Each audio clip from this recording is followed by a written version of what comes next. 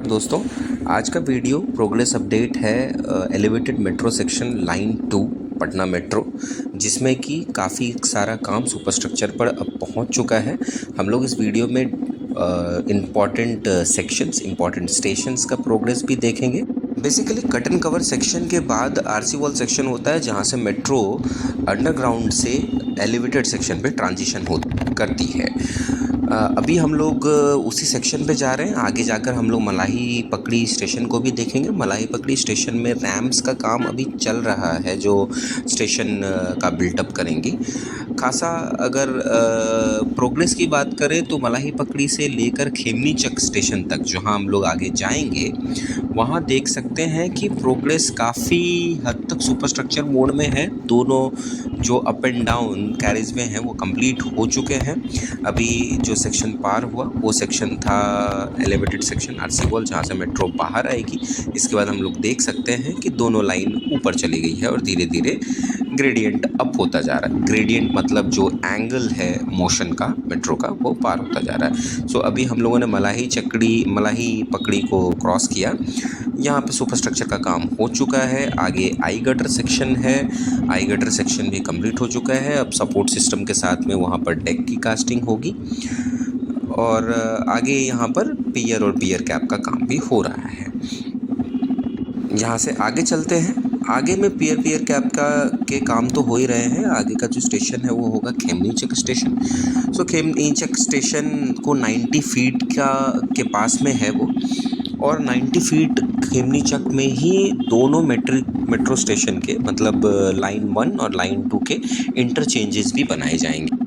Line 1 जो Danapur cantt से होते हुए खेमनी चक तक आएगा, और लाइन 2 जिसकी हम लोग बात कर रहे हैं पटना जंक्शन से आगे होता हुआ ये जाएगा आईएसबीटी, न्यू आईएसबीटी, जो कि ट्रांसपोर्ट नगर के पास में है। आगे के सेक्शन अगर हम लोग बात कर रहे हैं मलाही पकड़ी के आगे, हम लोग जा रहे हैं खेमनी चक की तरफ। यहाँ पे सुपरस्ट्रक्चर की कास्टिंग हो चुकी है, इनफैक्ट इरेक्शन भी हो चुका है।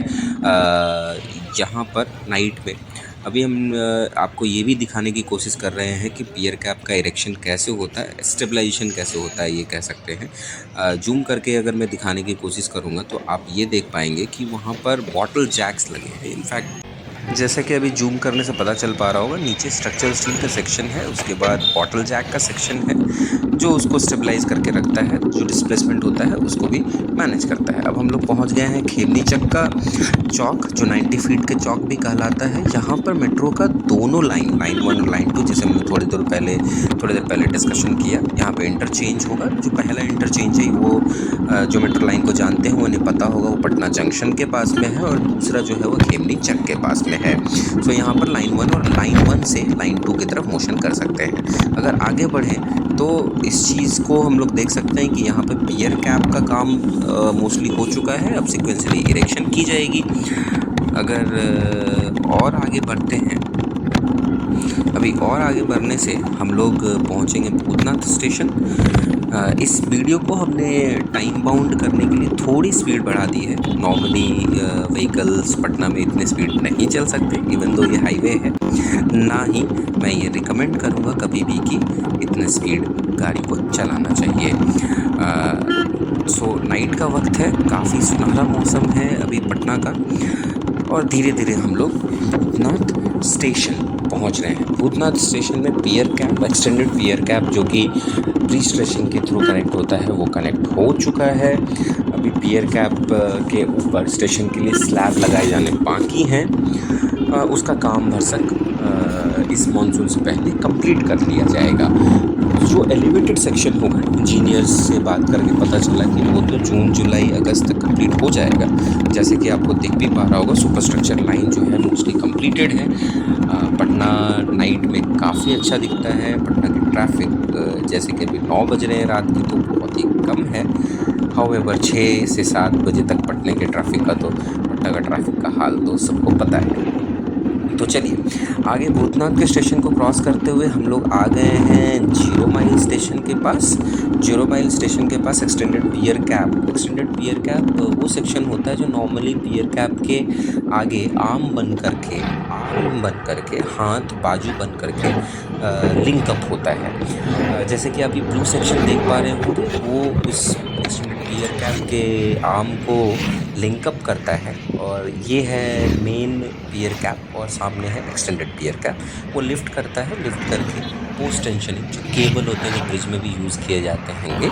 अगर आपने कच्ची दरगाह बिद्दुपुर का वीडियो देखा होगा तो आप देखेंगे केबल पुलिंग और पोस्ट टेंशनिंग कैसे की जाती है, उससे वो स्ट्रक्चर कनेक्ट होता है और ग्राउट कर जाने के बाद वो टेंडन के साथ में एक सेक्शन पे बंधा रहता है। अगर आप आगे बढ़ेंगे यहाँ पर मैं आपको ये दिखाने की कोशिश कर रहा हूँ कि स्लैब मेथड से जो है पियर कैप के ऊपर छोटे छोटे स्लैब्स रखे जाते हैं, उससे प्लेटफॉर्म बनता है, प्लेटफॉर्म के ऊपर ही स्टेशन होता है। ऐसी ही है सिविल इंजीनियरिंग। तो अब अगर हम लोग आगे बढ़ेंगे तो आगे मैं आपको लेकर जाऊँगा ISBT station. ISBT station basically Patna का बस टर्मिनल भी है, टर्मिनस बोल सकते हैं, जहाँ से सारी दिशाओं के लिए बसेस मिलती हैं। ISBT स्टेशन या जंक्शन वही पॉइंट होगा जहाँ पर अभी लाइन 2 का टर्मिनेट होता है मेट्रो पॉइंट। आगे ऑफ कोर्स प्रस्तावित है कि ये दीदारगंज तक जाएगा ईस्ट में, और वेस्ट में एक्सटेंडेड पार्ट जो होगा वो काफ़ी साल के बाद वो बीटा तक भी जाएगा। ये प्रस्तावना और प्रस्तावित पार्ट है मेट्रो का और पटना मेट्रो का। हाउएवर अभी हम लोग पीछे की तरफ जा रहे हैं। ISBT स्टेशन को हमने क्रॉस कर लिया है और हम लोग जा रहे हैं पीछे से वापस से 0 माइल जंक्शन। 0 माइल जंक्शन वो वही पॉइंट है जहाँ से कि महात्मा गांधी से तो जाया जा सकता है। अभी के एग्जिस्टिंग फ्लाईओवर के साइड से हम लोग अभी सर्विस रोड से ट्रैवल कर रहे हैं। यहाँ पर खासा ट्रैफिक हमेशा से ही होती है। वापस से मैं इस चीज़ को बोलता हूँ कि ये वीडियो थोड़ा एक्सटेंडेड टाइमलाइन को कम करने के लिए फास्ट ट्रैक किया गया है। मैं कभी रिकमेंड ये चीज़ नहीं करता कि इतना ये फास्ट बाइक चलाई जाए या कार चलाया जाए, ये सेफ़ नहीं है। जो कहते हैं स्पीड किल्स बट थ्रिल्स। वापस आते हैं हम लोग पटना मेट्रो के वीडियो अपडेट पे। तो वापस जाते समय आप देख पाएंगे कि लाइन 1 और लाइन 2 का इंटरचेंज कैसा दिखता है और कितना प्रोग्रेस है उसमें।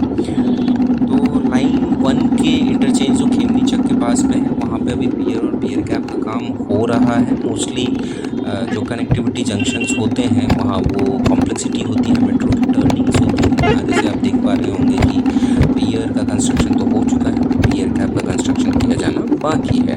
तो एक बार पियर कैप का कंस्ट्रक्शन हो जाएगा तो ये अंदेशा है कि जैसा कि अगस्त के आसपास इसका भी इरेक्शन हो जाएगा। लाइन 2 के एक सेक्शन यही है इंटरचेंज सेक्शन जो खेमनी चक के पास में है, जो हमने अभी क्रॉस किया। रोड बीचों बीच में है और दोनों साइड में मेट्रो की लाइन्स हैं। आगे बढ़ते हुए हम लोग ये देख सकते हैं कि अब हम लोग जा रहे हैं लाइन 1 के टर्मिनल पॉइंट की तरफ। इनफैक्ट जो हम लोग बात करेंगे अब हम लोग जाएंगे मीठापुर की तरफ। लाइन 1 जो है पटना जंक्शन के बाद मीठापुर से टर्न होते हुए रामकृष्णा नगर से होते हुए आती है खेमनी चक की तरफ। मीठापुर जंक्शन बोल सकते हैं या मीठापुर में जो पॉइंट है, जो पुराना बस टर्मिनल भी था पटना का, वहाँ पर काफ़ी सारा जाम लगता था। लेकिन अभी ISBT में टर्मिनल शिफ्ट हो जाने के बाद वहाँ पर अब जाम नहीं लगता।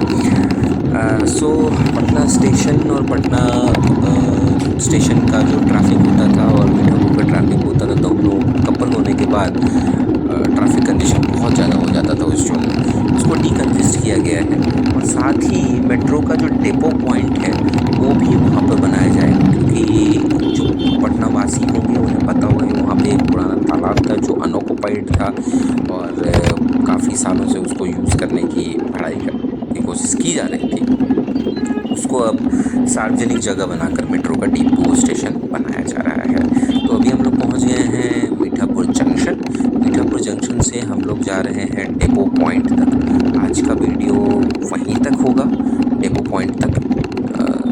अगले वीडियो में हम लोग यहाँ से बात करेंगे और मैं एक अंडरग्राउंड पे भी अपडेट देने की कोशिश करूँगा, जिससे पता चल सके कि अंडरग्राउंड में कितनी प्रोग्रेस है। अंडरग्राउंड की प्रोग्रेस की अगर हम लोग बात करें तो मोइनुल हक से एक लाइन जो पटना यूनिवर्सिटी है वहाँ तक कब के क्रॉस हो चुका है, वो अप्रैल का ही अपडेट था। हाउएवर जो रिसेंट है, जो दूसरा लाइन है, उसमें भी क्रॉसिंग की संभावना है। जो पीएमसीएच की तरफ में होगी। अभी हम लोग आ गए हैं डेपो पॉइंट। डेपो पॉइंट में अभी काफ़ी सारा काम होना बाकी है। यहाँ पे फाउंडेशन स्टेज भी है, पियर की भी स्टेजेस हैं, पियर कैप की भी स्टेजेस हैं और कुछ हद तक सुपर स्ट्रक्चर के भी सेक्शंस हैं। यहाँ पे भी कट एंड कवर मेथड से रैम्प बनाया जाएगा और जो अंडरग्राउंड मेट्रो लाइंस होंगी वो यहाँ से एलिवेटेड सेक्शन पे आकर आगे बढ़ेगी। अंडरग्राउंड सेक्शन की अगर मैं बात संक्षेप में करूँ तो अंडरग्राउंड सेक्शन जो होता है एलिवेटेड सेक्शन से काफ़ी अलग होता है। वो एक कैप्सूल जैसा है जिसमें मेट्रो रन करती है। काफ़ी कॉम्प्लेक्स कंस्ट्रक्शन होता है। वो शेल मेथड से कंस्ट्रक्शन करते हैं और उसके लिए टीबीएम की ज़रूरत होती है। आशा है आपको ये वीडियो पसंद आया होगा और मैं ऐसा ही वीडियो लेते आते रहूँगा आप लोगों के लिए।